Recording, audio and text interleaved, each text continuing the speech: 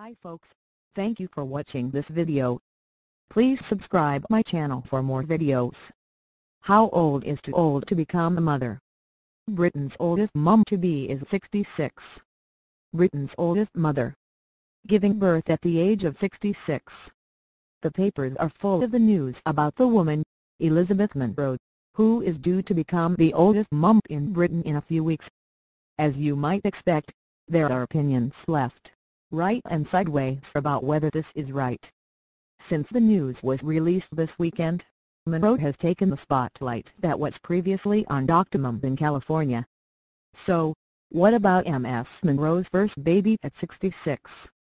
The Sunday Times reported yesterday that Munro went to a clinic in the Ukraine for her IVF treatment because doctors in England will not treat infertile women at that advanced age. The NHS policy is not to treat infertility in women over the age of 39 years old, but private fertility clinics in England can be persuaded to do so into the 50s. The debate circles two issues. On the one hand, there are the health risks of the pregnancy, birth and development of the child, and on the other hand, the age of the child when the mother eventually dies. From what I read, Munro is an energetic, healthy woman who has had a normal pregnancy. As the birth is imminent, she has presumably had good medical care all along. In the photo in the Sunday Times, she barely appears to be pregnant. She is a mature, independent, single mother-to-be. She is not seeking the publicity that OctoMom courted and has asked for her privacy to be respected. She is the managing director of a plastics business, so I am guessing that she is intelligent and capable. On what grounds should this woman and her pregnancy be judged, if at all? Medical advances have made this pregnancy possible. Science has already extended the estimated average lifespan for women to the age of 83 from 74.2 years in 1970. Should we not take advantage of those achievements to have the lifestyle that we want, including parenting at an advanced age? Men have fathered children past the age of 66. There have been recent reports that a father's age affects the development of his child, but it didn't cause this kind of stir when O'Connor became a father at 72.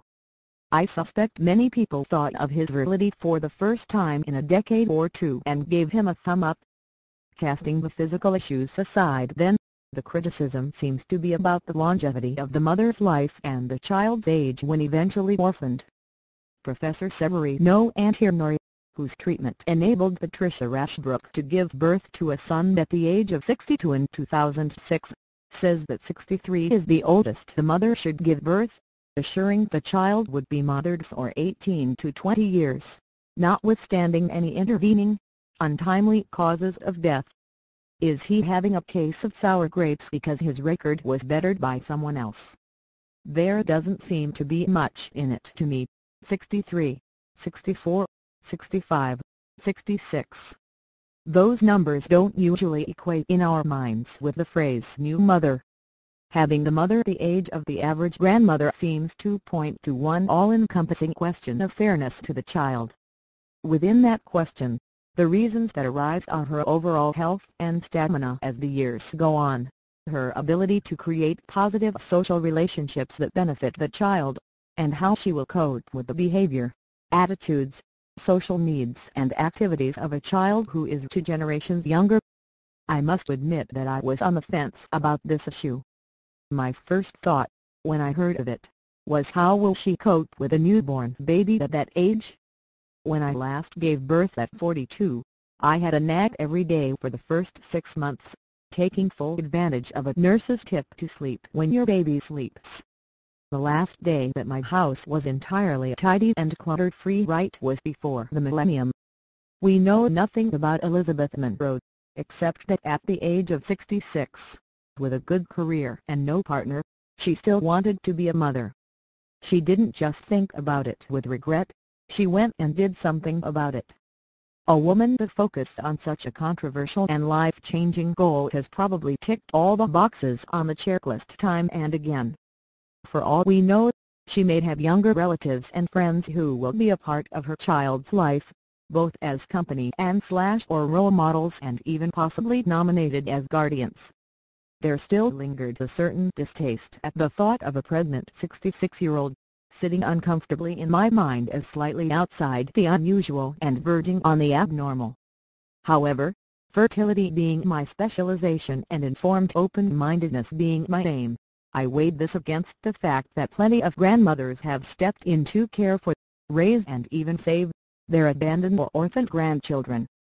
The world is a better place because of older women who devote themselves, body and soul, to raising young children to be loved, loving, well-adjusted people.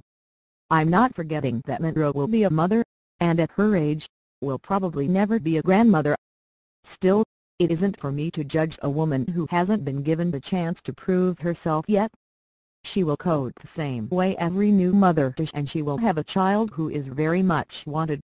Now that I think about it, maybe we should all keep our noses distinctly out of Elizabeth Munro's business and let her get on with it.